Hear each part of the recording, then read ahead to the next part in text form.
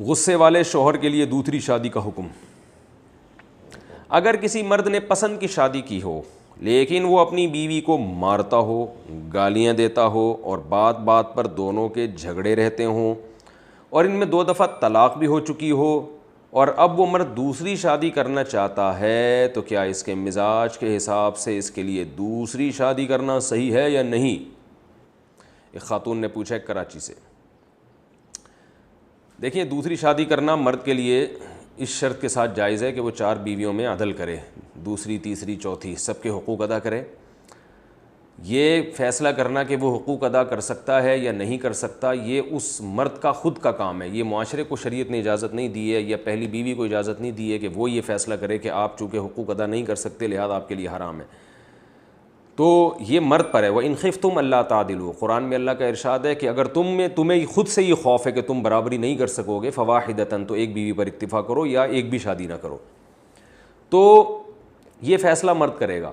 رہا یہ مسئلہ کہ پہلی بیوی کے ساتھ اس کا سلوک اچھا نہیں ہے، تو یہ جو حرکتیں میاں صاحب کر رہے ہیں، گالیاں دینا، بات بات پر جھگڑنا، اور جو ہیں 2 طلاقیں بھی ہو چکی ہیں۔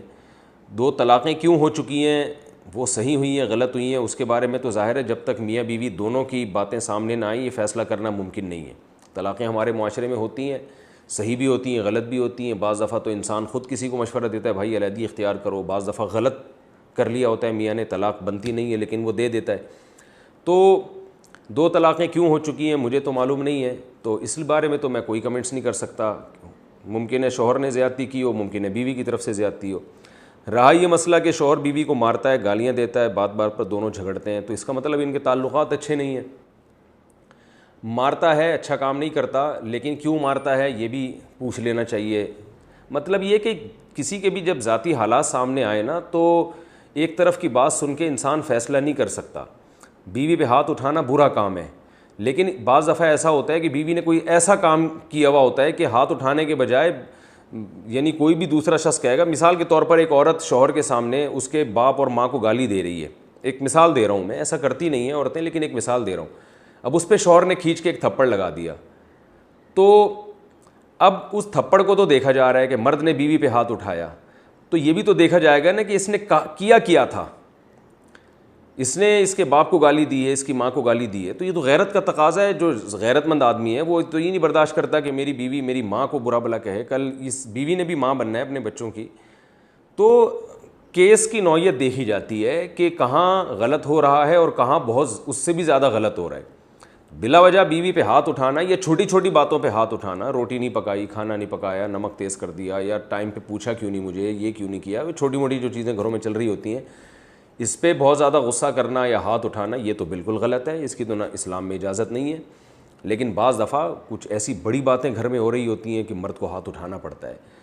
میرے پاس تو کالز آتی رہتی ہیں، بہت کچھ ہوتا ہے۔ بعض دفعہ مرد ایسی غلطیاں کر رہے ہوتے ہیں کہ عورت جو کچھ بھی کرے ہم کہتے ہیں کم کیا آپ نے، عورت گھر سے چلی جاتی ہے۔ اب مرد یہ کہہ رہا ہوتا ہے کہ میری بیوی گھر سے بھاگ گئی، کبھی شریف عورت گھر سے بھاگتی بھی ہے۔